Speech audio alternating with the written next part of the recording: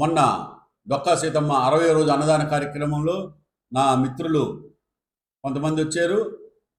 Markapuram incharge, Darsi incharge, Giddalur incharge, ఈ మన central Andhra convener Vamsi గారు వచ్చారు. వారు అన్నదాన కార్యక్రమం అయిన తర్వాత మీడియా సమావేశంలో కొంతమంది మీడియా మిత్రులు అడిగిన దానికి వారి మనోభావాల్ని తెలియజేశారు. దాన్ని మీడియాలో వచ్చిన దానికి మాకు అధిష్టానం వివరణ కోరింది. వివరణ మేము ఇచ్చాము. ఇదంతా బాగానే ఉంది. కానీ మీడియాలో కొంతమంది పనిగట్టుకొని మాకు షోకాజు నోటీసులు వచ్చినాయని బయటకు తీసుకొచ్చారు పార్టీని. వారిని కూడా పార్టీ వారు అది కరెక్ట్ కాదని మాట్లాడారు.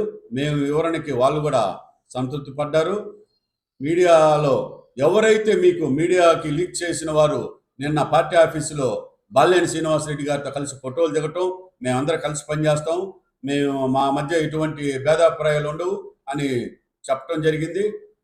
మీరు కూడా అర్థం చేసుకోండి, మీడియా మిత్రులు కూడా. మేము ఒక రాజకీయ పార్టీలో ఒక కుటుంబ సభ్యుల్లాగా మేమందరం పనిచేస్తున్నాము. ఈరోజు బాలినేని శ్రీనివాసరెడ్డి గారు కూడా నేను చెప్పారు, జనసేన ప్రకాశం జిల్లాలో జనసేన పార్టీ అందరితో కలుపుకొని జనసేన పార్టీ బలోపేతానికి ముందుంటానని చెప్పారు.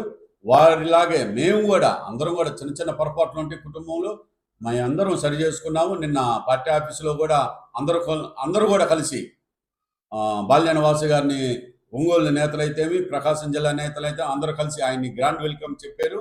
భవిష్యత్తులో కూడా రేపు పవన్ కళ్యాణ్ గారి మీటింగ్ కూడా మా వంతులో భాగంగా జనసేన పార్టీ తరఫున భారీగా జన సమీకరణ చేసి జన సైనికులు, వీర మహిళలు, పార్టీ అందరం కలిసి కూడా ఆ ప్రోగ్రాంని సక్సెస్ చేయడానికి మేము ముందుంటున్నామని మీ ద్వారా తెలియజేస్తా ఉన్నాను.